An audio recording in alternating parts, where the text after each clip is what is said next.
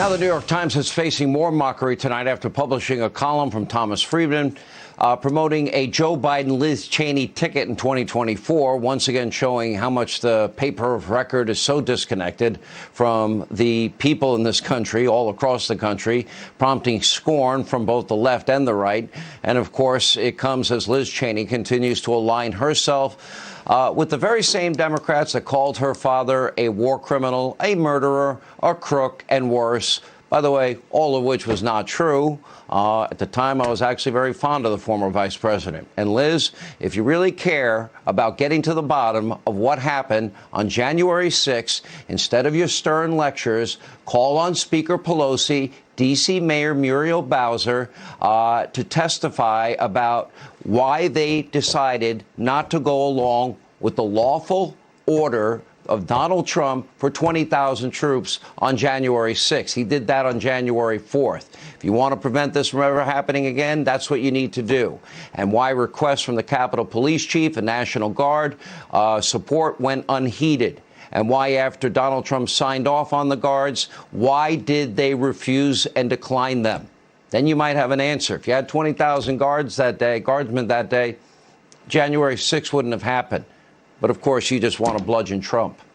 You're here with reaction. The House candidate running in the primary against Liz Cheney in Wyoming's at-large congressional district, Republican Harriet Hageman, is with us. Thank you for being with us. You were friends with Liz Cheney. You endorsed her, I think, in, 2016, supported her, yes. Right? Yes. Well, and the majority of Wyoming did. In 2020, she received almost 70% of the vote in Wyoming. So a lot of people in Wyoming supported her, but they don't anymore. What she's done since last year, she's as adversarial to the Republican Party as is Nancy Pelosi. She's not representing the state of Wyoming. She's not doing the work that we sent her to Washington, D.C. to do. And it's time for Liz Cheney to be replaced. Well, everybody on that committee, they kicked off two people that would have asked the questions. Do you think, if you really care about protecting the Capitol, and I do, and I said so that day, I said it on radio as it was unfolding, I said it on this TV show, if you care about stopping the violence like in the summer of 2020.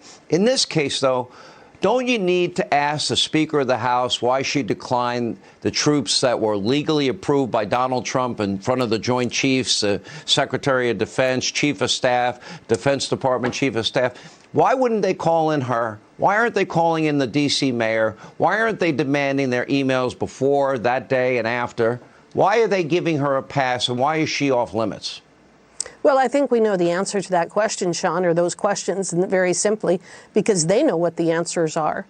They didn't do their job. They didn't address security on that day. We know it. And the question becomes, why didn't they? Why didn't they make an effort to do what Donald Trump offered in terms of security, in terms of National Guard troops? The fact is that Nancy Pelosi and the mayor of D.C. should be answering questions, but they don't want those questions answered because this is a witch hunt. This is about going after Donald Trump. Your previous guest, Mr. Manafort, this is just a continuation of what they have been doing since 2016 when Donald Trump won the election. They've been trying to destroy the man. It has been nonstop. We're now going on 6 years, and it's just the same people doing exactly the same thing, which is to try to destroy an outsider. This is about Donald Trump. It isn't about what actually happened on January 6th. It's about destroying people that they disagree with. Last question. How do the people of Wyoming feel about Liz Cheney today? They don't like Liz Cheney, and they're embarrassed by her. And the fact is, she's going to be raising millions of dollars. She's raising millions of dollars from the Democrats and from the Lincoln Project and folks in Virginia.